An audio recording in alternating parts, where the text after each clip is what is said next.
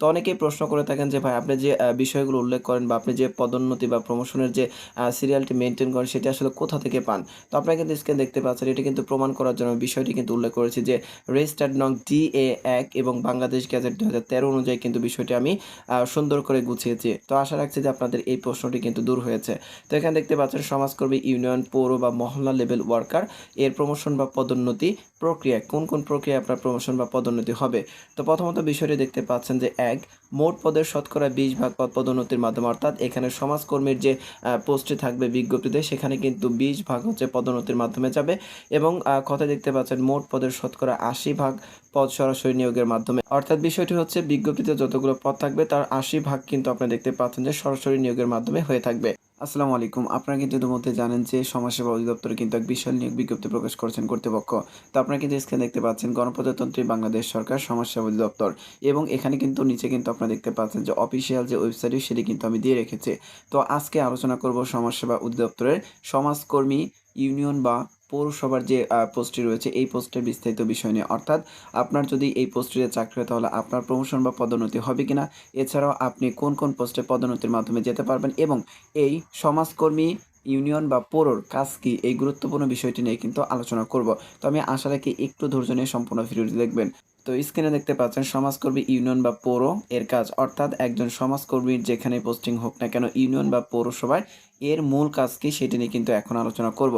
তো নিচে কিন্তু আপনার স্ক্রিনে দেখতে পাচ্ছেন সরকারের বিভিন্ন সামাজিক নিরাপত্তা সম্পর্কিত ও কল্যাণমূলক কার্যক্রম তৃণমূল বা মাঠ পর্যায়ে পৌঁছে দেওয়া একজন ইউনিয়ন বা পৌর সমাজকর্মীর কাজ। তো বিষয়টি কিন্তু আপনি বুঝতে পারছেন যে সরকারের যে বিভিন্ন সামাজিক নিরাপত্তা সম্পর্কিত যে বিষয়গুলো রয়েছে বা কার্যগুলো রয়েছে, এছাড়াও কল্যাণমূলক যে কার্যগুলো রয়েছে সেগুলো কিন্তু একদম মাঠ পর্যায়ে অর্থাৎ জনগণের কাছে কিন্তু পৌঁছে দেওয়া একজন ইউনিয়ন বা পৌর সমাজকর্মীর কাজ।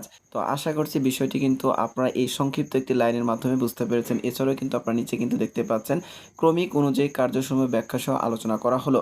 তো এই ছোট্ট একটি লাইনের কিন্তু ব্যাপক একটি ব্যাখ্যা রয়েছে, সেই ব্যাখ্যাটি কিন্তু আমি করেছি, দেখতেই পাচ্ছেন স্ক্রিনে। ক্রমিক নং ১ ইউনিয়ন বা পৌর এলাকার বয়স্ক ভাতা, বিধবা ভাতা ও প্রতিবন্ধী ভাতা পাওয়ার যোগ্য ব্যক্তিদের তালিকা তৈরি করা এবং তাহা বিতরণে সহায়তা করা। অর্থাৎ আপনার যে ইউনিয়ন বা পৌরসভায় পোস্টিং হবে বা চাকরি হবে সেখানকার যে এলাকা রয়েছে সেখানকার এলাকার মধ্যে যে বয়স্ক ভাতা, বিধবা ভাতা বা প্রতিবন্ধী ভাতা যারা প্রাপ্য বা পাওয়ার যোগ্য তাদেরকে কিন্তু আপনাকে খুঁজে খুঁজে বের করতে হবে এবং তাদের তালিকা তৈরি করতে হবে এবং তাদের কাছে কিন্তু এই ভাতাগুলো পৌঁছে দিতে আপনাকে সহায়তা করতে হবে। ক্রমিক নং ২ এ দেখতে পাচ্ছেন প্রতিবন্ধী শিক্ষার্থীদের শিক্ষা উপবৃত্তি বা বৃত্তি প্রদানের ক্ষেত্রে মাঠ পর্যায়ে কাজ করা। অর্থাৎ বিষয়টি হচ্ছে প্রতিবন্ধী শিক্ষার্থী যারা রয়েছে তাদেরকে কিন্তু আপনাকে উপবৃত্তি বা বৃত্তি প্রদানের ক্ষেত্রে কিন্তু একদম তৃণমূল পর্যায়ে অর্থাৎ মাঠ পর্যায়ে বাড়িতে বাড়িতে গিয়ে কিন্তু বিষয়টি কিন্তু আপনাকে পৌঁছে দিতে হবে। ক্রমিক নং ৩ এ দেখতে পাচ্ছেন স্থানীয় বীর মুক্তিযোদ্ধাদের সরকারি সম্মানিক ও অন্যান্য সুযোগ সুবিধা প্রাপ্তিতে সাহায্য সহায়তা করা।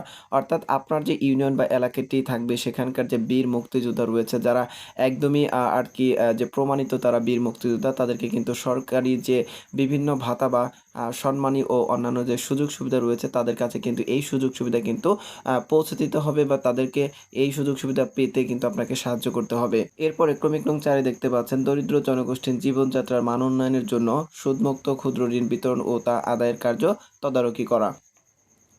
তো বিষয়টি হচ্ছে আপনার যে ইউনিয়ন বা পৌর এলাকা থাকবে সেখানকার যে দরিদ্র জনগোষ্ঠী রয়েছে তাদের জীবনযাত্রার মান উন্নয়ন করার জন্য কিন্তু সরকারের পক্ষ থেকে বা ঊর্ধ্বতন কর্তৃপক্ষের নিকট থেকে যে সুদমুক্ত ক্ষুদ্র ঋণ থাকবে সেগুলো কিন্তু আপনাকে বিতরণ করতে হবে এবং সেই যে টাকাটি সেটি কিন্তু আপনাকে তদারকির মাধ্যমে কিন্তু উঠিয়ে আনতে হবে। ক্রমিক নং ৫ এ দেখতে পাচ্ছেন গ্রামীণ মহিলাদের স্বাবলম্বী এবং জনসংখ্যা নিয়ন্ত্রণ করতে বিভিন্ন কার্যক্রম পরিচালনা করা। তো বিষয়টি কিন্তু আপনি বুঝতে পারছেন যে গ্রামের যে মহিলাগুলো থাকবে বা ইউনিয়ন বা পৌরসভা আপনার যে এলাকাটি সেখানকার যে গ্রামীণ মহিলা থাকবে তাদেরকে সচ্ছল করে তোলার জন্য এবং জনসংখ্যা নিয়ন্ত্রণের জন্য যে কার্যক্রমগুলো রয়েছে সরকারি সেগুলো কিন্তু আপনাকে পরিচালনা করতে হবে। এরপরে ক্রমিক নং ৬ দেখতে পাচ্ছেন বাল্যবিয়ে রোধ, নারী নির্যাতন প্রতিরোধ এবং শিশু অধিকার রক্ষায় স্থানীয় পর্যায়ে কাজ করা। তো বিষয়টি হচ্ছে আপনার যে ইউনিয়ন বা পৌরসভা থাকবে সেখানে যদি কোনো রকম বাল্য বিবাহ হয় সেটি কিন্তু রোধ করতে হবে। এছাড়াও কোনো প্রকার নারী নির্যাতন হলে সেটা প্রতিরোধ করতে হবে। এছাড়াও যে শিশু অধিকার যে আইনগুলো রয়েছে বা শিশু অধিকার আইনের যে গুরুত্বপূর্ণ পর্যায়গুলো রয়েছে সেগুলো কিন্তু আপনাকে স্থানীয় পর্যায় পর্যন্ত গিয়ে কিন্তু কাজ করতে হবে। অর্থাৎ শিশু অধিকার আইন কিন্তু আপনাকে রক্ষা করতে হবে।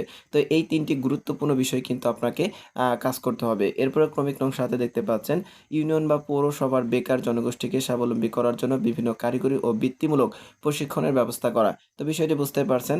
এরপরে ক্রমিক নং ৮ এ দেখতে পাচ্ছেন স্থানীয় প্রতিনিধিদের সাথে নিয়মিত যোগাযোগ রক্ষা করার মাধ্যমে অসচ্ছল ব্যক্তিদের খুঁজে বের করা এবং কাজের অগ্রগতি ও অবনতি সম্পর্কে প্রতি মাসে একটি রিপোর্ট বা প্রতিবেদন ঊর্ধ্বতন কর্তৃপক্ষকে প্রেরণ করা। তো এই ক্রমিক নং ৮ এর যে বিষয়টি সেটি হচ্ছে আপনার যে ঊর্ধ্বতন কর্তৃপক্ষ থাকবে বা স্থানীয় যে আপনার প্রতিনিধিগুলো থাকবে, মেম্বার, চেয়ারম্যান, এগুলোর সাথে কিন্তু আপনাকে নিয়মিত আপনার যোগাযোগ রাখতে হবে এবং যে অসচ্ছল ব্যক্তিগুলো রয়েছে, দরিদ্র মানুষগুলো রয়েছে, তাদেরকে কিন্তু আপনাকে খুঁজে খুঁজে বের করতে হবে। এছাড়াও আপনার যে এরিয়া বা আপনার যে কাজের যে দায়িত্ব সেগুলোর অগ্রগতি বা অবনতি কীরকম হচ্ছে এই সম্পর্কে কিন্তু একটি প্রতিবেদন বা রিপোর্ট তৈরি করে আপনার ঊর্ধ্বতন যে কর্তৃপক্ষ রয়েছে তাদেরকে কিন্তু প্রতি মাসে প্রেরণ করতে হবে।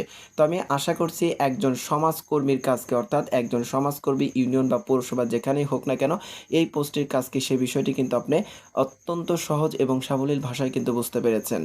এরপর আরেকটি গুরুত্বপূর্ণ বিষয় থাকে, যদি আপনার এই পোস্টটিতে চাকরি হয়ে থাকে তাহলে আপনি পরবর্তীতে কোন কোন পোস্টে বা কোন কোন পর্যায়ে পদোন্নতির মাধ্যমে যেতে পারবেন সেই বিষয়টি কিন্তু খুবই গুরুত্বপূর্ণ। তো চলুন আমি এখন কিন্তু ধীরে ধীরে বিষয়টি কিন্তু আপনাদের দেখিয়ে দিব। তো অনেকেই প্রশ্ন করে থাকেন যে ভাই আপনি যে বিষয়গুলো উল্লেখ করেন বা আপনি যে পদোন্নতি বা প্রমোশনের যে সিরিয়ালটি মেনটেন করেন সেটি আসলে কোথা থেকে পান। তো আপনারা কিন্তু স্ক্রিনে দেখতে পাচ্ছেন, এটি কিন্তু প্রমাণ করার জন্য বিষয়টি কিন্তু উল্লেখ করেছি যে রেজিস্টার্ড নং DA 1 এবং বাংলাদেশ গ্যাজেট 2013 অনুযায়ী কিন্তু বিষয়টি আমি সুন্দর করে গুছিয়েছি। তো আশা রাখছি যে আপনাদের এই প্রশ্নটি কিন্তু দূর হয়েছে। তো এখানে দেখতে পাচ্ছেন সমাজকর্মী, ইউনিয়ন, পৌর বা মহল্লা লেভেল ওয়ার্কার এর প্রমোশন বা পদোন্নতি প্রক্রিয়া, কোন কোন প্রক্রিয়ায় আপনার প্রমোশন বা পদোন্নতি হবে। তো প্রথমত বিষয়টি দেখতে পাচ্ছেন যে 1, মোট পদের শতকরা 20% পদ পদোন্নতির মাধ্যমে, অর্থাৎ এখানে সমাজকর্মীর যে পোস্টটি থাকবে বিজ্ঞপ্তিতে সেখানে কিন্তু 20% হচ্ছে পদোন্নতির মাধ্যমে যাবে এবং কথায় দেখতে পাচ্ছেন মোট পদের শতকরা 80% পদ সরাসরি নিয়োগের মাধ্যমে, অর্থাৎ বিষয়টি হচ্ছে বিজ্ঞপ্তিতে যতগুলো পদ থাকবে তার 80% কিন্তু আপনি দেখতে পাচ্ছেন যে সরাসরি নিয়োগের মাধ্যমে হয়ে থাকবে। তো এখন ধরে নিলাম যে আপনার সমাজকর্মী এই পোস্টে চাকরি হয়ে গিয়েছে, এখন আপনি কত বছর পর পদোন্নতি পাবেন বা আপনার পদোন্নতি হয়ে কোন পোস্টে যেতে পারবেন। তো এখানে দেখতে পাচ্ছেন প্রমোশন বা পদোন্নতির তালিকা শতকরা, এরপর দেখতে পাচ্ছেন বছর। তো প্রথমত রয়েছে আপনি যদি সমাজকর্মী এই পোস্টটিতে চাকরি পান সেখানে আপনার পোস্টিং হতে পারে ইউনিয়ন, পৌর বা মহল্লা লেভেল ওয়ার্কার এই পোস্টে কিন্তু হতে পারে এবং এখানে আপনি যদি দীর্ঘ 5 বছর চাকরি করে থাকেন সেই পরবর্তীতে কিন্তু আপনার পোস্টিং হবে ক্রমিক নং 1 এ দেখতে পাচ্ছেন ফিল্ড সুপারভাইজার, এখানে কিন্তু আপনার পোস্টিং হবে এবং এখানে প্রমোশনের যে পার্সেন্টেজ সেটি কিন্তু দেখতে পাচ্ছেন 70% আপনি এই পোস্টটিতে আসতে পারবেন প্রমোশনের মাধ্যমে এবং 30% কিন্তু সরাসরি নিয়োগের মাধ্যমে।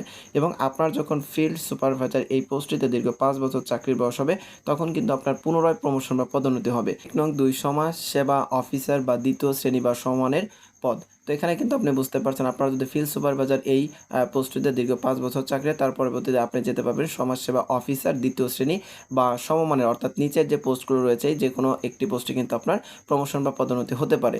তো এখানে দেখতে পাচ্ছেন যে সমাজ কল্যাণ সংগঠক চিকিৎসা ইউসিডি, ক্রমিক নং খতে দেখতে পাচ্ছেন প্রবেশন অফিসার, গতে দেখতে পাচ্ছেন উপতত্ত্বাবধায়ক, ঘতে দেখতে পাচ্ছেন সহকারী তত্ত্বাবধায়ক, উম্মতে দেখতে পাচ্ছেন সোশ্যাল কেস ওয়ার্কার, এরপর দেখতে পাচ্ছেন চতে উপ সহকারী পরিচালক, সতে দেখতে পাচ্ছেন সহকারী ব্যবস্থাপক যুক্ত কেস ওয়ার্কার। অর্থাৎ আপনি বিষয়টি আবারও ক্লিয়ার করে দিচ্ছি, সেটি হচ্ছে ফিল্ড সুপারভাইজার এই পোস্টটিতে আপনার যখন দীর্ঘ 5 বছরের চাকরির বয়স হবে তখন আপনি যেতে পারবেন ক্রমিক নং 2, সমাজসেবা অফিসার বা দ্বিতীয় শ্রেণী বা সমমানের যে কোনো একটি পোস্টটিতে যেতে পারবেন, অর্থাৎ এই সমাজসেবা অফিসার দ্বিতীয় শ্রেণী এই পোস্টটিতে যেতে পারবেন বা নিচে যে কোনো একটি পোস্টে কিন্তু আপনার পদোন্নতি হবে। এবং এখানে প্রমোশনের পার্সেন্টেজ দেখতে পাচ্ছেন 20% প্রমোশন এবং সরাসরি কিন্তু 80% নিয়োগ কিন্তু সরাসরি হয়ে থাকে এবং এই পোস্টে যখন আপনার 5 বছর চাকরি হবে পরবর্তীতে আপনি আবারও প্রমোশন বা পদোন্নতি পাবেন, তখন আপনি চলে যাবেন ক্রমিক নং 3, সমাজসেবা অফিসার বা সমমানের পদ, অর্থাৎ আপনি ক্রমিক নং 3 যে পদোন্নতি সেখানে আপনি সমাজসেবা অফিসার বা সমমানের বলতে এই নিচের যে কোনো একটি পোস্টে কিন্তু আপনার প্রমোশন হতে পারে। তো দেখতে পাচ্ছেন প্রমোশন বা পদোন্নতির মাধ্যমে কিন্তু আপনি এই পোস্টগুলোতে আসতে পারবেন, এখানে কিন্তু কোনো সরাসরি নিয়োগ হয় না। তো এখানে দেখতে পাচ্ছেন যে সমাজসেবা অফিসার বা সমমানের যে পোস্টগুলোতে আপনি যেতে পারবেন সেগুলো হচ্ছে সমাজসেবা অফিসার উপজেলা, খতে দেখতে পাচ্ছেন সমাজ সেবা অফিসার মিউনিসিপ্যাল, গতে দেখতে পাচ্ছেন সমাজ সেবা অফিসার রেজিস্ট্রার, সমাজ সেবা অফিসার হাসপাতাল, উমতে দেখতে পাচ্ছেন সমাজ সেবা অফিসার RO, এরপর দেখতে পাচ্ছেন চতে সমাজ সেবা অফিসার এতিম, শতে দেখতে পাচ্ছেন সহকারী তত্ত্বাবধায়ক কিশোর উন্নয়ন কেন্দ্র এবং বর্গে যতে দেখতে পাচ্ছেন প্রভিশন অফিসার, যতে দেখতে পাচ্ছেন প্রভাষক জাতীয় সমাজসেবা একাডেমি, এরপরে ইওতে দেখতে পাচ্ছেন রিসার্চ অ্যান্ড পাবলিকেশন অফিসার, এরপরে ক্রমিক নং তে কিন্তু আপনার স্ক্যান দেখতে পাচ্ছেন যে লিয়াজো অফিসার। তো বিষয়টি কিন্তু আপনি বুঝতে পারছেন, এই পোস্টগুলোতে কিন্তু আপনি সরাসরি কোনো নিয়োগ হয় না। এখানে কিন্তু প্রমোশন বা পদোন্নতির মাধ্যমে আসতে হয়। তো আপনার যখন চাকরির বয়স, এই পোস্টগুলোতে যখন চাকরির বয়স ৮ বছর অতিবাহিত হবে, তখন কিন্তু আপনার আবারও প্রমোশন বা পদোন্নতি হবে। তখন আপনি চলে যাবেন, দেখতেই পাচ্ছেন যে ক্রমিক নং ৪ সহকারী পরিচালক বা সমমানের পদ। তো আপনি সহকারী পরিচালক বা সমমানের পদ, অর্থাৎ এই নিচের যেকোনো একটি পোস্টে কিন্তু আপনার প্রমোশন বা পদোন্নতি হতে পারে। তো ক্রমিক নং তে দেখতে পাচ্ছেন উপাধ্যক্ষ জাতীয় সমাজসেবা একাডেমি, খ তত্ত্বাবধায়ক কিশোর উন্নয়ন কেন্দ্র, গ তত্ত্বাবধায়ক PHCT, ঘতে দেখতে পাচ্ছেন তত্ত্বাবধায়ক সরকারি শিশু পরিবার, উমতে দেখতে পাচ্ছেন তত্ত্বাবধায়ক ERCPH, চতে দেখতে পাচ্ছেন ম্যানেজার অন্ধ প্রশিক্ষণ ও পুনর্বাসন কেন্দ্র। তো বিষয়টি কিন্তু আপনি বুঝতে পারছেন। তো এই সমাজকর্মী ইউনিয়ন বা পৌর যে পোস্টটি রয়েছে, এই পোস্টের কিন্তু ব্যাপক জটিলতার মধ্য দিয়ে কিন্তু এর প্রমোশন বা পদোন্নতি হয়ে থাকে। অর্থাৎ প্রত্যেকটি প্রমোশনের মাঝেই কিন্তু দেখতে পাচ্ছেন যে সমমানের পদ রয়েছে। তো গুরুত্বপূর্ণ যে বিষয়গুলো রয়েছে সেগুলো কিন্তু আমি দেখিয়ে দিয়েছি। আপনার কিভাবে প্রমোশন হবে, কত পার্সেন্ট সরাসরি, কত পার্সেন্ট আপনি প্রমোশনের মাধ্যমে যেতে পারবেন। তো আমি আশা রাখি এই পোস্টটির প্রমোশন বা পদোন্নতির যে বিষয়টি, সেটি কিন্তু আপনি অত্যন্ত সহজভাবেই বুঝতে পেরেছেন। এছাড়াও এই পোস্টের গুরুত্বপূর্ণ বিষয়গুলো বুঝতে যদি আপনার একটু অসুবিধা হয়, তাহলে কিন্তু আপনি কমেন্ট বক্সে কমেন্ট করে জানাতে পারেন। এছাড়াও একটি বিষয় হচ্ছে, আপনি যদি কোনো বিষয় সম্পর্কে ভিডিও পেতে চান, তাহলে অবশ্যই এই ভিডিওর কমেন্ট বক্সে একটি কমেন্ট করে জানাবেন। আমি আপনার নির্ধারিত বিষয় সম্পর্কে অত্যন্ত দ্রুত ভিডিও মেক করে আপলোড করব ইনশাল্লাহ। ভিডিওটি আপনার সামান্য উপকার এলে অবশ্যই ভিডিওটি একটি লাইক দেবেন এবং সবাইকে দেখার সুযোগ করে দেওয়ার জন্য ভিডিওটি শেয়ার করে দেবেন। ভালো থাকবেন। আসসালামু আলাইকুম।